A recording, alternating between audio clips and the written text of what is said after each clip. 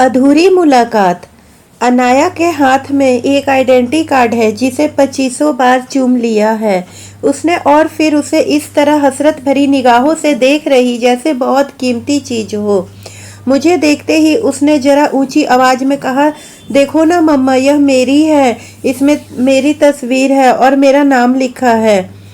अब मैं कहीं भी किसी भी मिलने जा सकती हूँ और मेरी गाड़ी पर भी प्रेस लिखा रहेगा तो बेवजह उसे कोई रोकेगा नहीं। और हाँ, तुम भी मेरे साथ कहीं भी चल सकती हो। उसके शब्द पूरे होने से पहले ही मुझे जैसे अटैक पड़ गया हो। कलेजा थाम कर बैठ गई नीचे। अचानक माहौल बदल गया। थोड़ी देर पहले जो खुशी का उन्माद था वो गमगीन माहौल में बदल चुका। मैं लगभग 37 साल पीछे लौट गई। अब जब राजीव गांधी प्रधानमंत्री थे और मैं उसकी ऐसी दीवानी थी कि दिन रात बस राजीव गांधी की तस्वीर देखते रहती थी।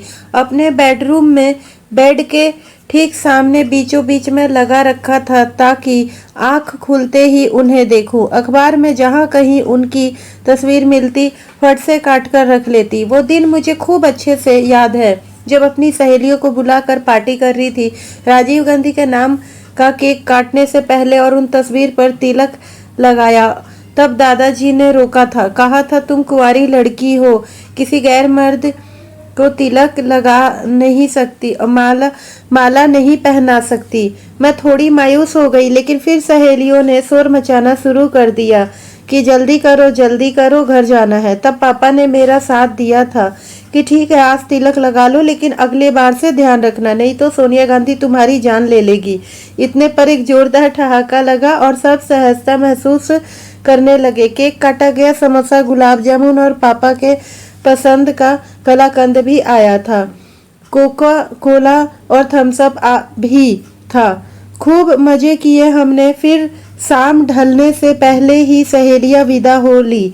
सभी अपने अपने घर चली गई। मेरे पढ़ने का समय होने वाला था। मैं किताब, कॉपी, पेन समेट कर ड्राइंग रूम में पहुंच गई। मेरे सर समय के बड़े पाबंद थे। कड़ाके की ठंड हो या चिलचिलाती धूप या बरसात हो, उन्होंने समय दिया है तो नियम पर जरूर पहुंच जाएंगे। और उनके पहुंचने के बाद अगर किताब कॉपी ढूंढना शुरू करूं तो उन्हें बहुत तेज गुस्सा आता था। नाक पर पसीने की बूंद झिलमिलाने लगती थी और गोरा चेहरा तमतमाता का लाल हो जाता था। यह दृश्य मुझे बिल्कुल पसंद नहीं था, इसीलिए हमेशा पहले से ही तैयारी रखती थी। वो आ गए, मैंने देखा और फट से दरवाजा खोल दिया। पापा भी वहीं थे। उन्होंने कहा, केक लाओ। तो उन्होंने कहा, केक? आज किसका जन्मदिन है? मैंने कहा, राजीव गांधी का। वो हंसने लगे जोर से। मुझे अभी तक वो हंसी याद है। पापा ने कहा, हाँ देखिए ना, इसके कमरे में जाकर बड़ी सी तस्वीर लगा रखी है, तिलक भी लगाया, जिस पर जरा सा विवाद भी हो गया। बाबूजी पुराने ख्यालात के हैं। उनके हिसाब से किसी भी लड़की को गैर मर्द को तिलक नहीं लगाना चाहिए और ना ही माला पहनाना चाहिए, क्योंकि पहले माला पहनने का मतलब उसे पति के रूप में स्वीकार जाना माना जाता था। इसीलिए बाबूजी ने रोका था। खैर, हमारी पढ़ाई लिखाई शुरू हुई। उसके बाद उन्होंने पूछा था कि तुम इतना चाहती हो राजीव गांधी को? मैंने कहा, हाँ, मैं बहुत ज्यादा। उन्होंने कहा था, ठीक है, मैं तुम्हें उनके पास ले चलूंगा। मैंने कहा, सचमुच आप मिलवा सकते हैं? उन्होंने कहा, हाँ, मैं पत्रकार बन गया हूँ, मुझे मेरी आइडेंटिटी कार्ड मिल जाएगी, तब मैं तुम्हें अपने साथ दिल्ली ले जाऊंगा और राजीव गांधी से मुलाकात करवा दूंगा। खुशी के मारे मेरी आंखें चमक उठी और फिर मेरे सपने और भी रंगीन होने लगे। अभी कहानी बाकी है, मगर तासी मेरे हाथ में चाय पकड़ाने लगी तो मेरा ध्यान भंग हुआ और यथार्थ के कठोर भूमि का एहसास हुआ। अब तो राजीव गांधी है ही नहीं और ना कोई ऐसा जिनसे मिलने का ऐसा उम्मीद है। दिल कहीं और ही लगा बैठी। जिस राजीव गांधी से मुलाकात का ख्वाब देखा था, उस ख्वाब को हकीकत करने की चाह में मैंने उस पत्रकार से एक नाता जोड़ लिया था। उस वक्त तो सिर्फ राजीव गांधी से मिलने की तमन्ना थी, जुनून था, एक नशा सा सवार था।